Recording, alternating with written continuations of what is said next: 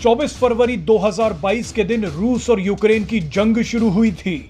लेकिन आज ठीक 1 साल बाद यह जंग रूस और यूक्रेन नहीं बल्कि दुनिया के दो बड़े गुटों के बीच लड़ी जा रही है। इस जंग में अमेरिका समेत सभी पश्चिमी देश रूस को तोड़ने की कोशिश कर रहे हैं, लेकिन रूस अभी तक टिका हुआ है। रूस को भी कई देशों का साथ मिल रहा है। चीन खुले तौर पर रूस के साथ खड़ा है, लेकिन रूस के अभी तक मैदान में टिके रहने के पीछे सबसे बड़ी वजह भारत है।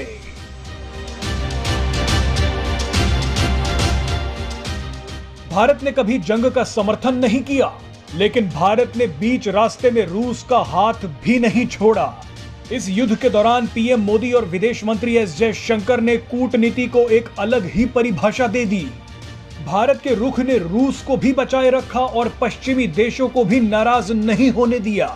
तभी तो सभी पश्चिमी देश चीन को रूस का साथ देने के लिए कोसते रहे, लेकिन मोदी सरकार की कूटनीतिक महारत के सामने भारत और रूस के संबंधों पर कुछ नहीं बोल पाए।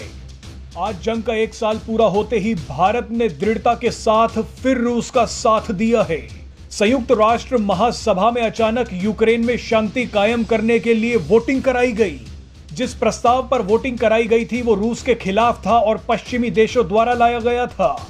लेकिन भारत ने साफ कर दिया कि चाहे कुछ भी हो जाए, भारत और रूस की दोस्ती कभी खत्म नहीं हो सकती। इसीलिए भारत ने वोटिंग में हिस्सा नहीं लिया।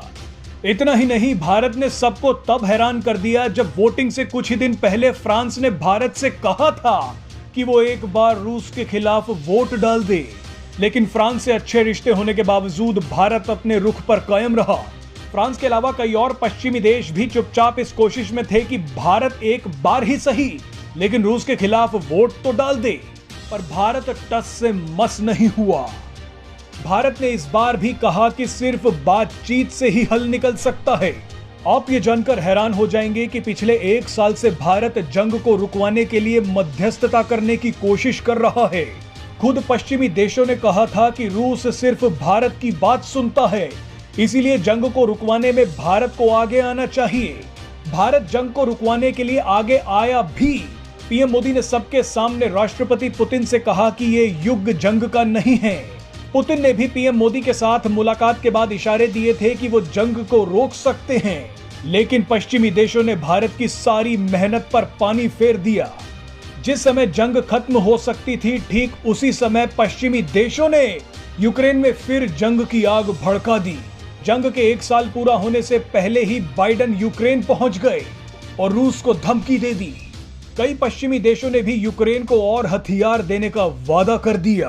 आपको बता दें कि यह जंग खत्म हो सकती थी, लेकिन पश्चिमी देशों ने भारत के साथ साथ दुनिया को धोखा दिया है।